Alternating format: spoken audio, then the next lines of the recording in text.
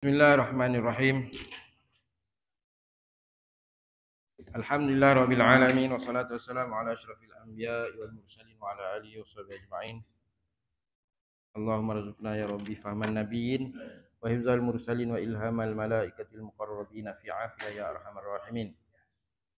Rabbi zidna ilman warzuqna fahman wa sallallahu ala sayyidina Muhammad wa ala alihi washabihi wa baraka wa sallam. Alhamdulillah rabbil alamin. Wala rabbi shrah li sadri wa yassir li amri wa hlul 'uqdatam min lisani yafqahu qawli. Rabbi yassir wa la tu'assir ya karim. Rabbi yassir wa la tu'assir ya karim. Rabbi yassir wa la tu'assir ya karim. Allahumma shalli ala sayyidina Muhammad wa ali sayyidina Muhammad. Allahumma shalli ala sayyidina Muhammad wa ali sayyidina Muhammad. Allahumma shalli ala sayyidina Muhammad wa ali sayyidina Muhammad. Assalamualaikum warahmatullahi wabarakatuh. Tuan-tuan, puan-puan yang dirahmati Allah Subhanahu wa taala. Pertama sekali bersyukur kepada Allah Subhanahu wa taala pada pagi ini dapat kita sama-sama hadir surau.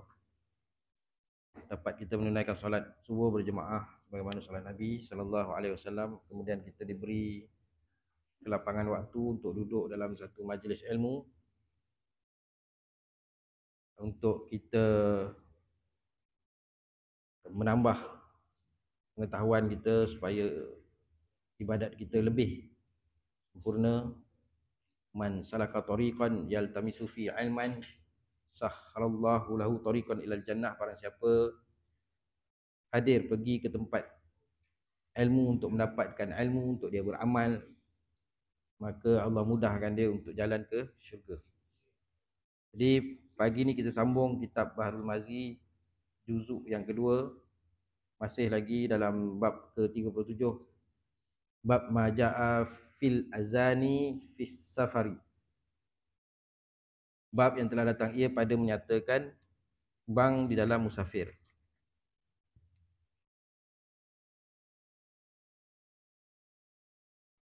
Habis tak habis gitu? Habis? Habis, cumanya kita apa? Detailkan sikit bincang berkaitan dengan bank ni, yang mana isu dia ialah bila datangnya waktu isyak. Ni biasa waktu isyak lah, kuliah, biasa kuliah maghrib kan, datangnya waktu isyak, kemudian kuliah masih lagi berlangsung, masuk waktu kuliah masih lagi berlangsung. Jadi azan tu setengah tempat ditinggalkan, tak ada azan dah kan. Lajak 5 minit, 10 minit, ada 15 minit lajak. Jadi azan pun tak berkumandang. Jadi kita jemaah pun terus qamat sembahyang kan. Satu lagi, azan kuliah tengah berlangsung, kemudian masuk waktu, berhenti sekejap, azan, kemudian sambung kuliah kan, kemudian sembahyang isyak. Dan yang ketiganya biasa juga berlaku, kuliah sedang berlangsung, masuk waktu, kuliah terus juga sampai pukul 9 ke contoh. Kemudian bila nak habis kuliah, azan, kemudian lepas azan sembahyang sunat macam biasa, kemudian baru sembahyang isyak. Itu biasa 3 situasi itulah. Daripada 3 situasi itu, situasi yang pertama tadi paling rugi lah. Situasi yang pertama paling rugi sekali, iaitu bila kuliah berlanjutan maka tidak ada azan. Itu paling rugi. Rugi sebab apa? Sebab kita panggil ataupun kita buat kuliah-kuliah di tempat kita untuk kita menghadiri majlis ilmu, untuk kita menambahkan kita punya amal kan. Makin banyak ilmu, makinlah amalan kita tu makin bertambah. Tetapi makin banyak ilmu, amalan kita makin kita kurangkan pula. Dua perkara sunat yang kita tinggalkan. Pertama azan, yang kedua semayang sunat qabliyah. Kita panggil satu majlis ilmu untuk kita menguatkan kita punya, menambahkan kita punya ibadah. Tetapi dah makin kurang pula ibadah kita. Salah lah. Itu paling ni lah sekali. Dan yang kedua, kuliah. Lepas tu berhenti azan dan terus kuliah, terus setengah tempat pula dia beri masa. Okey, sembahyang sunat dulu, kuliah. Setengah tu terus dah habis kuliah, azan dah tadi kan, terus kamat je. Okey, pertama sekali jangan tinggalkan azan lah. Pertama sekali jangan tinggalkan azan. Jadi kita tetapkanlah tempat kita ni, kita sendirilah tetapkan. Para penceramah ataupun yang mengajar, dia ikut situasi tempatan. Dia tak arahkan kata tak payah kan. Kita lah. Jadi yang keduanya, kalau kita tinggalkan azan, syiar agama kita tinggalkan. Sebab dalam hadis yang kita belajar tu kan, Nabi pesan, apabila musafir engkau kedua, iza safartuma fa'azzina wa aqima wal ya ummakuma akbarukuma.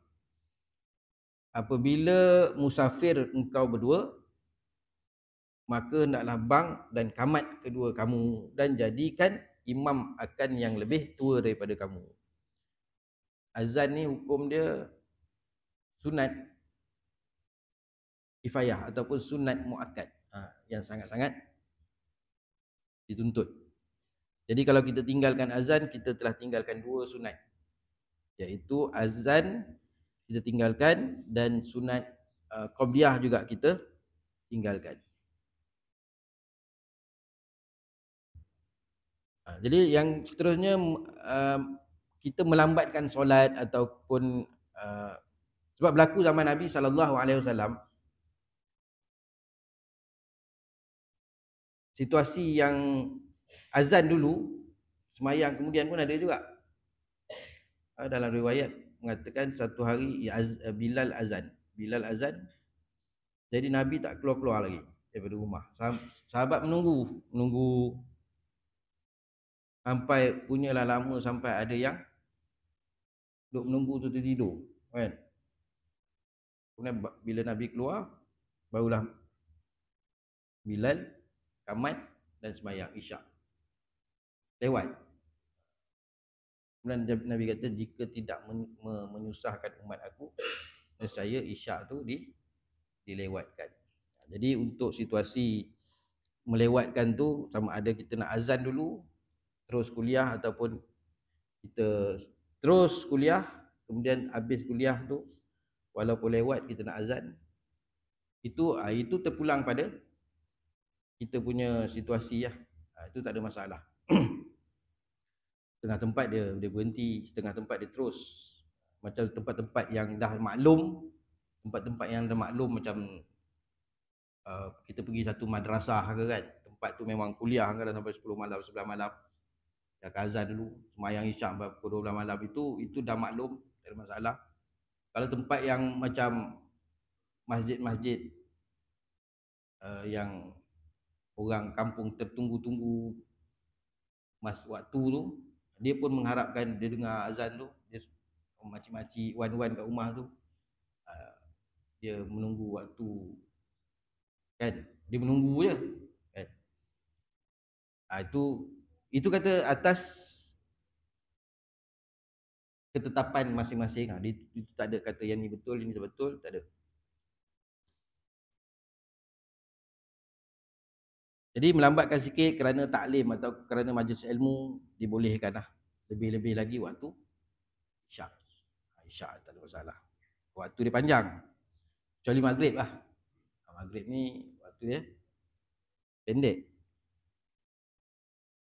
Jadi dalam kitab Fiqh Manhaji dia menyebut azan ni merupakan zikir yang khusus. Islam mensyariatkannya sebagai pemberitahuan masuknya waktu solat. Kemudian serta menyeru orang Islam supaya bersama-sama menunaikan solat berjemaah. Jadi pertama untuk memberitahu masuk waktu dan juga untuk menyeru orang Islam supaya bersama-sama menunaikan solat berjemaah. Jadi kalau kita lewat pun tak apa, tak ada masalah. Kan? Harus Nabi pun pernah berlaku zaman Rasulullah sallallahu alaihi wasallam bila nak azan waktu tu waktu Zuhur. Waktu Zuhur. Tapi bukan situasi di masjid lah. Musafir ya. Jadi waktu Zuhur matahari tu apa? Tengah panas Jadi Nabi sallallahu alaihi wasallam suruh Bilal tunggu dulu. Tunggu dulu supaya agak redup sikit. Nampak sikit bayang-bayang daripada bukit tu supaya semayang bawah tu kan. Jadi kali kedua Bilal nak azan, Nabi minta tunggu dulu supaya agak redup sikit. Kemudian bila dah agak nampak bayang-bayang tu sebab nak semayang berlindung sikit balik bayang-bayang, maka Bilal pun azan Zuhur. Jadi maknanya walaupun lewat kan, walaupun lewat tapi boleh kita azan walaupun lewat. Lebih-lebih lagi macam tempat kita, situasi tempat kita ni orang pun faham, orang tahu dah, orang sekitar ni dia tak adalah yang datang tu lah kuliah, yang itulah dia yang akan sembahyang jemaah. Jadi maknanya kalau kita lewat tu dia orang pun tahu, oh lewat surau ada kuliah.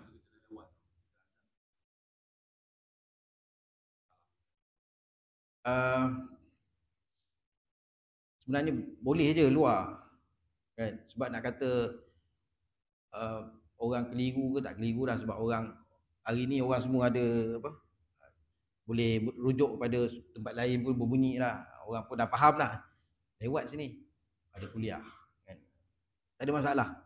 Setengah tempat dia off kan, sebab kadang-kadang bila kita buat kan, mungkin ada orang yang wazan maknanya dia belum sembahyang berjemaah lagi ni. Jadi dia daripada rumah tu sempat. Itu atas. Ada juga saya tengok ulasan-ulasan daripada ustaz yang lain. Dia kata kuatkanlah. Sebab kita ni, tempat kita ni tak ada apa, orang pun faham lah ada kuliah kan. Jadi setengah orang tu kadang dia baru, mungkin dia malam tu dia ada hal urusan lain, dia boleh balik.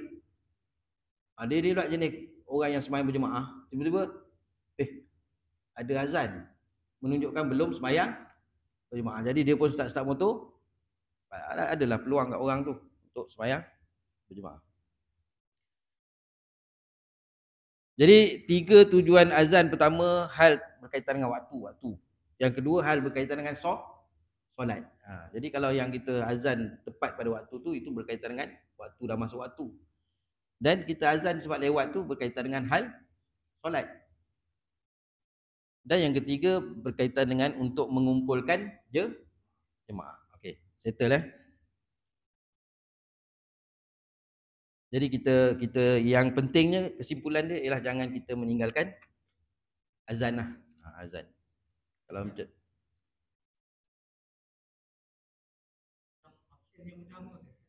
option yang pertama, kita tak azan langsung. Okey.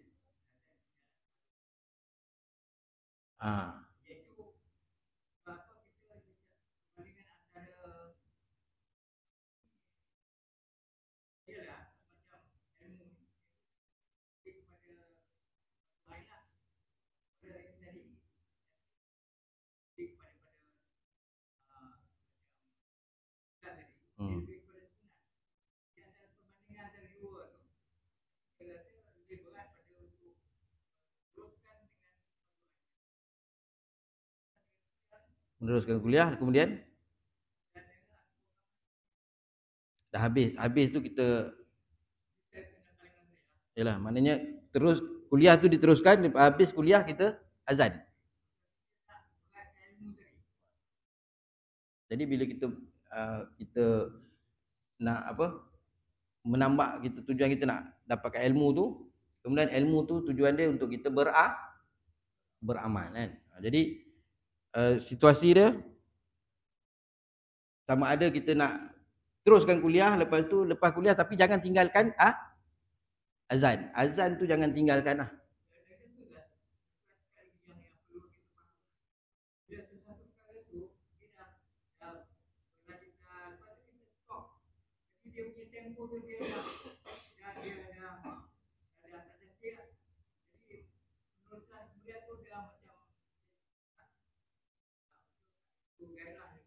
Tak ni kan. Itu ketetapan atas apa? Tapi kalau macam saya dululah saya rajin di Pondok Tampin dulu. Kadang-kadang kuliah tu sampai pukul 11 malam kan. Pukul 12 malam pun kan. Jadi isyak tu lambat. Azan lah, tetap azan. Tapi sebab apa? Sebab memang sekitar situ kan, memang kita dah tahu itu tempat kita contoh kan. Macam ni pun samalah, sini orang luar pun tak. Jadi atas, tapi yang terbaiknya terus azan tu lewat sikit. Sebab situasi saya bila berhenti kuliah kan, bila berhenti tu dia nak mula balik tu dia dah jadi dia dah lari kan. Okay, itu maknanya berkaitan dengan azan. Kita boleh ni lah, kadang-kadang sekarang saya pun tak tahu situasi kita ni azan tu tak ada ke, tapi tempat yang saya mengajar tu kadang-kadang kesilapan saya juga. Bila terlewat tu Ustaz, kamat terus kan. Kita pun nak cepat kan, tapi sebenarnya tak boleh lah. Sebagai apa, kita sebagai ustaz ni kan, kita nak beritahu perkara-perkara yang ini jangan tinggalkan, sebab dia sunat muakkad. Tapi saya rasa kuliah tu terus, lepas tu nanti nak semayang azan kuat pun tak apa, nanti biar orang tahu apa lewat, ada kuliah, hari-hari lewat pasal ada kuliah, aku tak datang pasal kan. Okey, habis bab tu. Kita masuk kelebihan bank ni. Kita stop situ kelebihan bank, sebab saya nak baca ni bab ni. Nak baca bab 15 Syaban. Ini pun perlu diberitahu juga. Wazaki fa inna zikra tanfa'ul mu'minin. Mengingati itu memberi manfaat kepada orang mukmin. Sebab kita sekarang berada dalam 11 Syaban kalau tak silap. 11 Bismillahirrahmanirrahim. Qala musannif rahimahullahu taala wa nafa'ana bi ulumi fid daraini amin. 15 Syaban.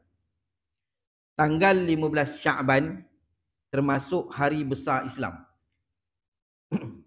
15 Syaban yang mana kita akan bertemu beberapa hari lagi. Kan? Hari apa? Hari ni 11, 12, 13, 14, 15. Tak apalah, nanti kita kira. Rabu. Okey. Tanggal 15 Syaban termasuk hari besar Islam. Maknanya termasuk juga hari yang kita kena muliakan dia, kena besarkan dia lah. Contohnya Isra' Mi'raj dan hari-hari yang besar. Kerana hari itu banyak mengandungi kelebihan. Ada banyak kelebihan. Dan Allah Subhanahu Wa Taala menurunkan rahmatnya serta memberikan pengampunan umum kepada hamba-Nya. Jadi banyak kelebihan dia dan Allah menurunkan rahmat kepada hamba-Nya dan memberikan keampunan kepada hamba-Nya. Keampunan umum ni Allah offer ni. Kan? Ni bulan Syaban. Dalam bulan Syaban tu kita sebut nisfu Syaban. Nisfu ni separuh lah daripada Syaban tu. 15 Syaban. Tentang kebesaran hari itu Rasulullah sallallahu alaihi wasallam menyatakan, ni ada hadis dia. Atani Jibrilu lailatan nisfi min Sya'ban. Malaikat Jibril mendatangiku pada malam nisfu Sya'ban, iaitu 15 Sya'ban. Wa qala, dan Jibril pun berkata, ya Muhammad, wahai Muhammad, hazihi lailatun tuftahu fiha abwabus sama. Ni malam ni ya Muhammad, malam ini pintu-pintu langit dibuka. Wa abwabur rahmah, dan juga pintu-pintu rahmat dibuka. Pintu langit dibuka, pintu rahmat dibuka. Faqum wasalli warfa' ra'saka. Bangunlah dan sembahyanglah, warfa' ra'saka, angkat kepala, angkat muka, wa yadaika, dan tangan kamu, tangan engkau, ila sama, tadah dua tangan ke langit, doa lah. Malam bila ni? Malam nisfu Sya'ban. Fakultu ya Jibril. Lalu Rasulullah pun berkata kepada Jibril, ya Jibril, wahai Jibril, mahazihi lailatu, malam apa ni? Faqala, kata jawab Jibril, faqala hazihi lailatun yuftahu fiha salasumi babin mir rahmah. Ini malam ni Allah bukakan pintu, Allah bukakan 300 pintu minar rahmah, pintu rahmah. Allah buka 300 pintu rahmah, pintu rahmat.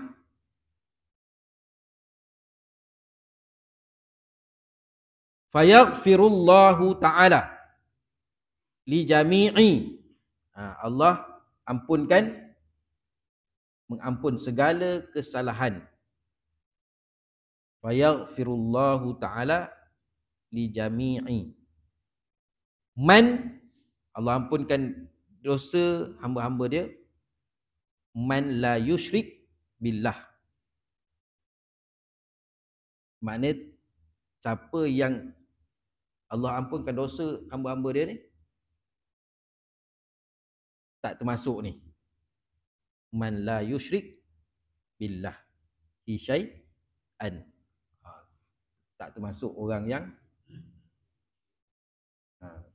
syirik, yang mensyirikkan Allah. Allah ampunkan dosa kesalahan hamba-hambanya yang tidak mensyirikkan Allah dengan sesuatu. Illa man kana sakhiran, dan juga kecuali yang tak dapat keampunan ni, kecuali tukang sihir. Tukang sihir. Kalau setakat main silap mata tu tak ada masalah, silap mata kan. Goncang keluar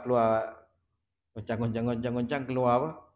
Keluar sapu tangan kat sini kan. Budak-budak dia akan, sihir, bukan sihir, silap mata je. Boleh beli kat Shopee pun benda-benda tu. wa au kahinan, ataupun tukang nujum, wa musyahinan, ataupun orang yang bermusuhan, orang yang bermusuhan. Jadi selesaikanlah permusuhan kot ada bermusuh-musuh ni, kan? Allah dah bukakan pintu rahmat, pintu keampunan tu. Tapi kalau kita tak selesaikan permusuhan tu, tak adalah termasuk. Jadi malam tu kita semayang tanda tangan, tak dapatlah keampunan. Wa mudmina khamrin au musirran ala zina. Terus menerus, orang yang terus menerus minum arak, terus menerus berzina. Ini viral baru ni, dia dengan bangganya dia minum arak. Tuan-tuan mungkin ada tengok kan, dalam lalu dekat kita punya Facebook, viral. Ini dia minum bia dengan stout. Bismillahirrahmanirrahim, kan? Lepas tu dah dia minum sikit, kawan dia kata, "Ni rasa lah ni bia ni." Oh, tak sedap. Lepas tu kawan depan yang rakam tu, ni viral ni, kau ada viral ni. Tapi saya dengar logat macam dia cakap tu macam orang Singapura, kan? Wallahu a'lam. Tapi dengar logat tu macam belah sana. Tapi itulah, dalam keadaan Bismillah ni, kullu amrin zibalun la yubda'u bismillahirrahmanirrahim fahuwa ajzam. Tiap-tiap satu yang kita lakukan, kalau kita tak mulakan dengan bismillahirrahmanirrahim, maka putus, cacat, kan? Tak ada barakah dia. Tetapi bila bismillahirrahmanirrahim, kita buat sesuatu mulakan dengan bismillah dalam suatu perkara yang haram, maka hukum dia haram. Tapi tengok pula niat dia. Kalau dia niat dia untuk menghina, kan? Untuk menghina, memang dia boleh jatuh murtad. Kalau semata-mata dia baca bismillah sebab nak minum arak, maka haram. Minum arak tu haram, dia mulakan dengan bismillah tu haram. Tapi kalau tujuan dia nak menghina kalimah tu, menghina Islam, dia boleh jatuh murtad. Tengok atas dia punya tu.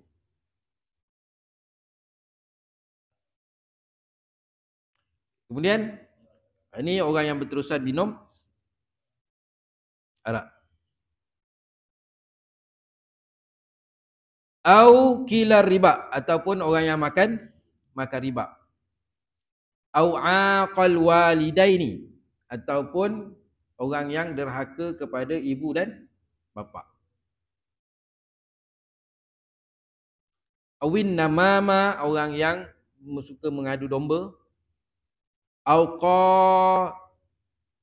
qati'ar rahim, ataupun orang yang memutuskan silaturahim. Putus silaturahim ni, bila sebut silaturahim ni, maknanya dia ada kaitan dengan kita punya rahim. Putus adik-beradik, dengan saudara mara, dengan yang ada kaitan.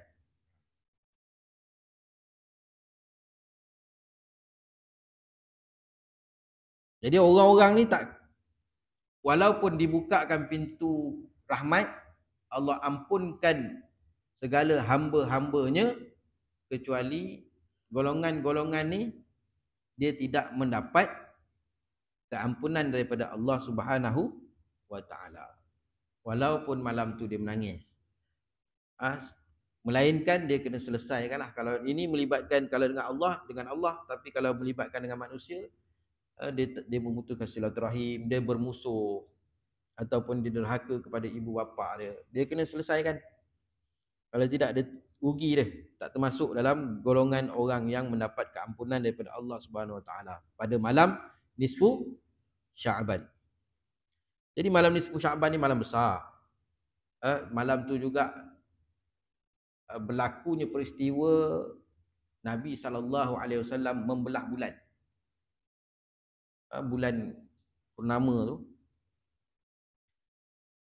dibuka pintu rahmat, diberi keampunan, peristiwa berlakunya pertukaran kiblat yang pertama daripada Masjidil Aqsa ke Masjidil Haram, dan Allah membentangkan takdir setiap hamba dia. Tukarnya buku catatan amal malam tu. Fa innahunna la yaghfiru lahum hatta yatubu wa yatruku.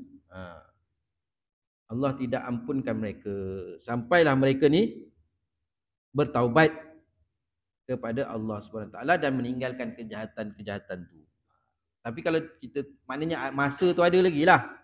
Bukannya Allah tak ampunkan terus, tapi sekiranya sampailah dia bertaubat, tinggalkan perkara-perkara yang dia buat tu.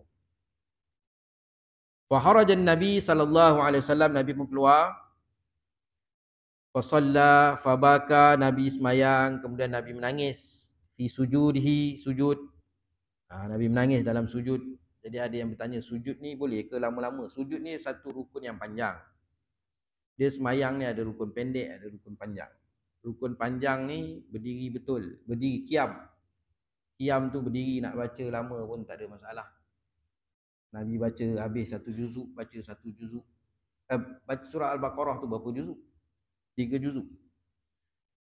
Dalam rukuk ni rukun yang panjang.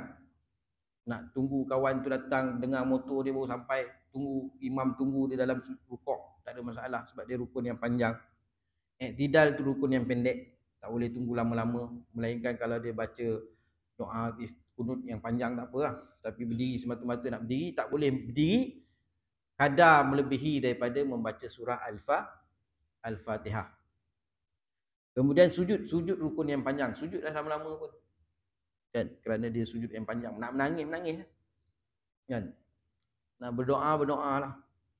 Tak kira lah sama ada semayang tu semayang hajat, semayang sunat, semayang fardu, kecuali imam tak boleh lah panjang-panjang, kerana imam ni perlu diringankan semayang dia. Semayang sunat, semayang tahajud, semayang fardu pun boleh, semayang seorang-seorang. Nak menangis, tapi janganlah menangis sampai mengeluarkan suara.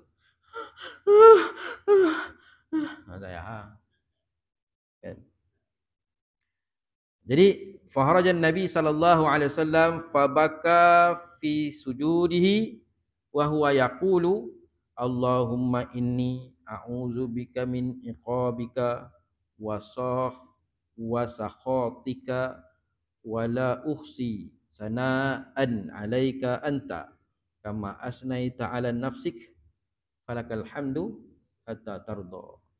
Oh Tuhan, ya Allah, ya Tuhanku, saya berlindung kepadamu dari azab seksa-Mu. Nabi SAW pun memohon,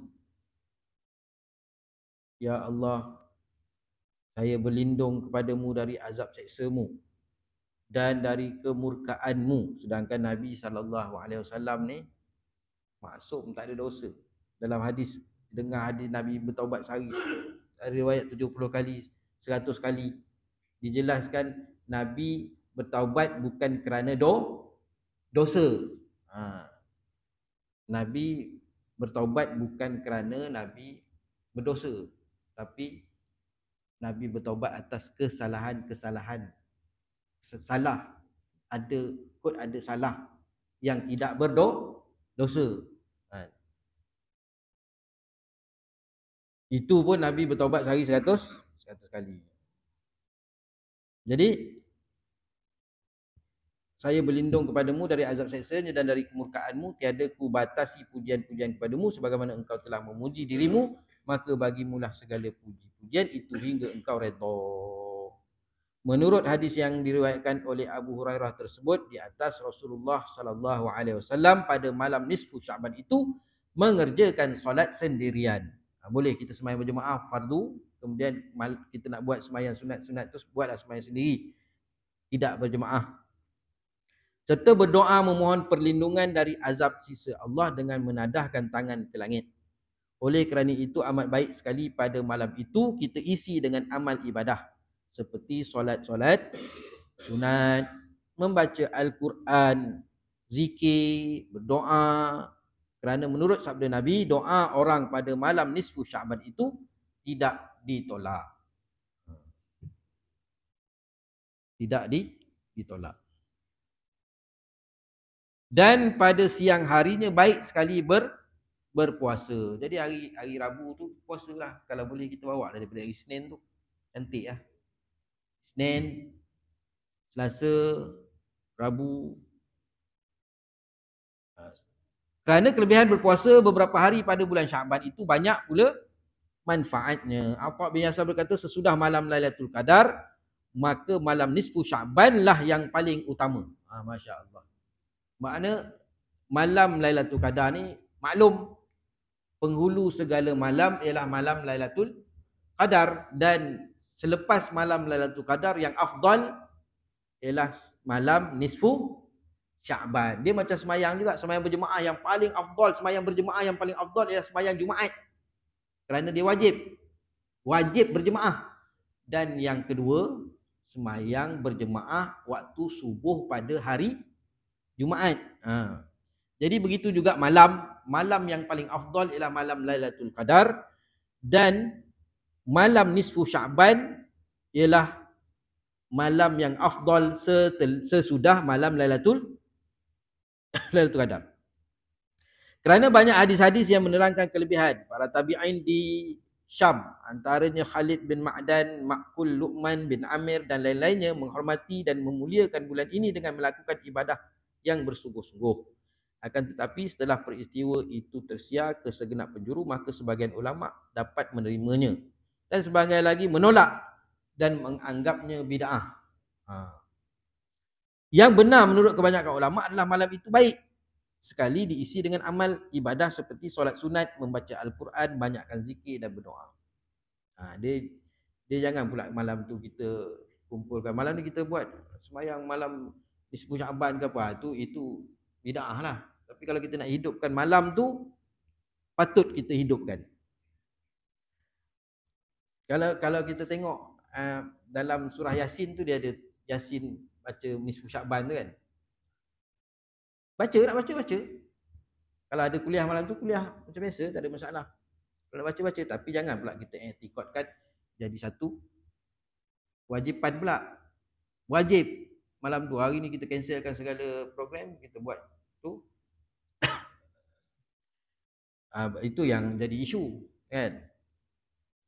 Tapi kalau kita nak buat, kerana apa? Kerana kita nak memuliakan malam tu, nak menghidupkan malam tu dengan amal ibadah. Kerana baca Yasin termasuk amal ibadah. Cuma sekarang ni kalau kita free pun kadang-kadang kan, kita pula geng-geng AJK, geng-geng imam sama dengan ustaz-ustaz pun sama, nafsu dah lebih kan. 3 kali Ustaz. Sekali juga lah. Dia dah makin banyak perkara-perkara yang kita dah, masyarakat lagi simple lagi suka kan. Nafsu suka macam tu lah kan. Orang dulu tiga kali kan. Ada pun mengerjakan solat sunat berjemaah di masjid-masjid sebagaimana dilakukan sementara kalangan pada masa ini, menurut pendapat Imam Al-Auza'i, seorang ulama terkemuka di wilayah Syam, adalah makruh. Demikian juga menyalakan lampu yang banyak-banyak di masjid pada malam itu tiada boleh, kerana hal dianggap membuang harta, benda dengan percuma.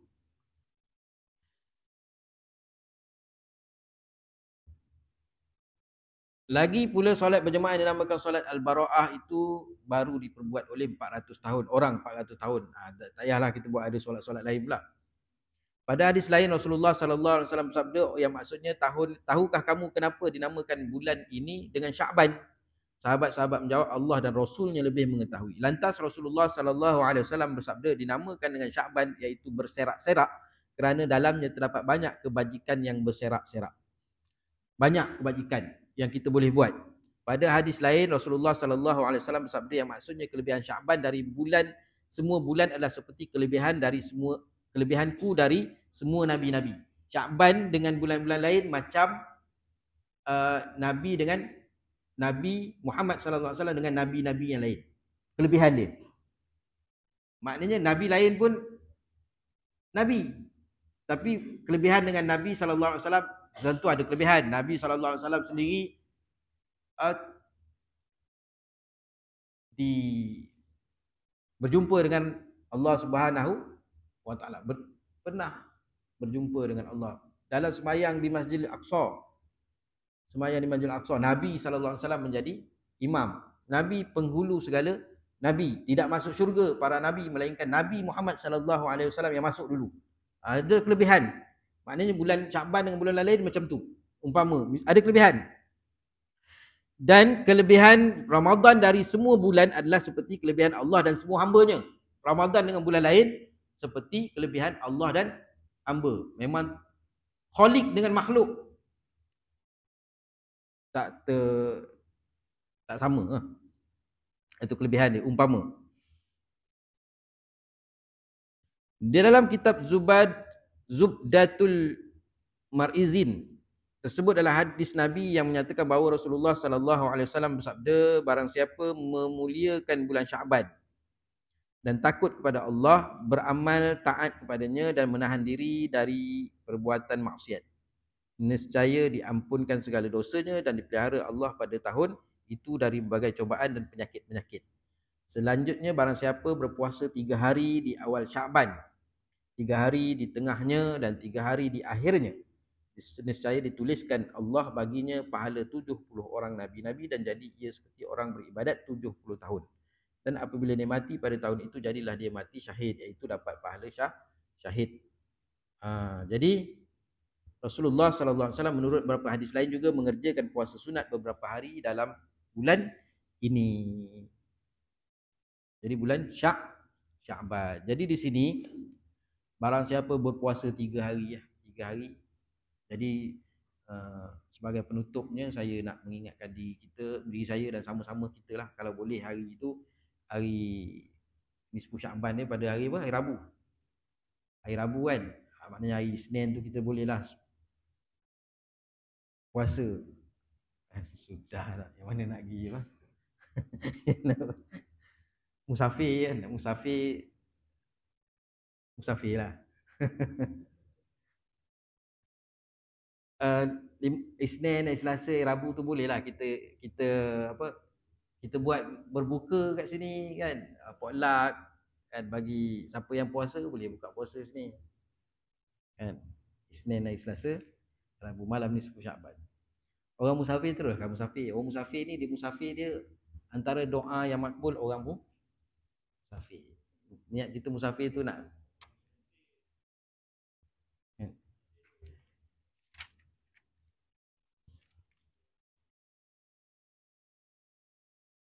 wallahu alam. Jadi cerita dia 2 poin pada pagi ni. Pertama sekali,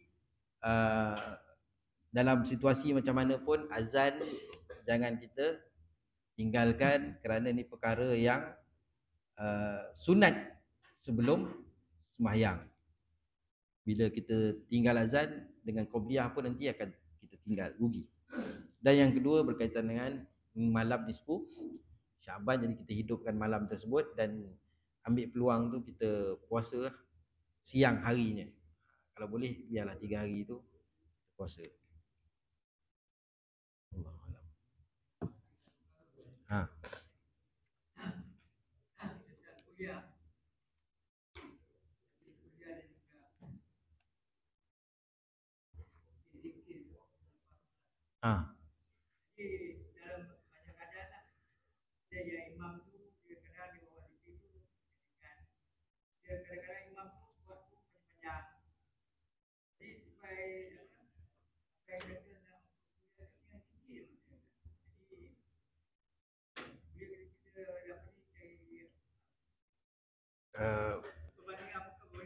Ketetapan.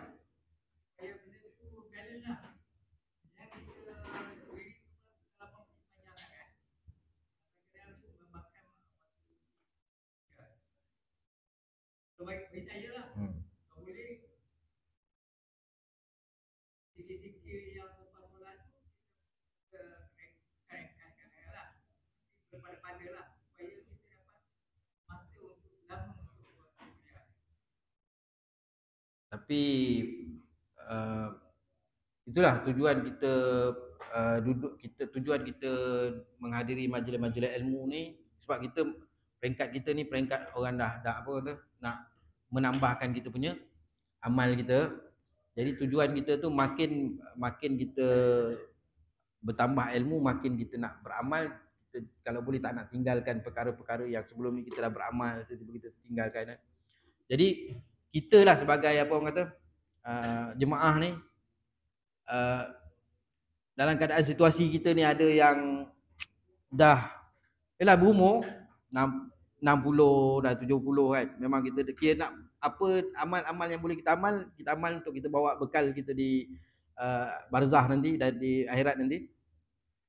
Jadi zikir-zikir lepas mayang tu kalau kita tengok, kita pun baca kitab Imam Nawawi tu kan, kitab apa? Kitab apa tu? Al-Azkar kan, zikir-zikir tu semua ada kelebihan-kelebihan dia. Astaghfirullah lepas mayang, subhanallah tu 33 itu semua asbab Allah mengampunkan dosa kita walaupun sebanyak buih di lautan. Jadi oleh kerana ada kuliah kita potong ni kan, nanti jadi cerita dia perkara yang sunat lepas mayang tu kita teruskan, nanti kuliah jadi pendek, kuliah tu boleh dilanjutkan. Nanti azan pula tak ada, azan kita terus on juga. Sebab apa? Sebab tempat-tempat macam kita ni benda tu hari-hari. Nanti hari-hari lah kita akan tinggalkan perkara-perkara sunat lepas mayang tu kerana kuliah kan. Kuliah pun on. Jadi benda ni apa orang kata, isyak pula nanti pendek tak, isyak paling panjang sekali. Jadi kita teruskanlah perkara-perkara tu kan. Nafsu dia memang tak suka lah. Nafsu dia nak cepat dia, nak cepat, nak makan, nak apa, nak bersembang kan. Itu nafsu. Apa nafsu tak suka? Nafsu suka ni, saya ulang balik kata Imam Ghazali, nafsu suka makan yang banyak, tidur yang banyak, bersembang yang banyak. Apa lagi? Nafsu jima. Nafsu suka. Ibadat. Ibadat ni nafsu tak suka. Alamak. 20 rakaat pula tahun ni. Nafsu tak suka kan. Wallahu a'lam.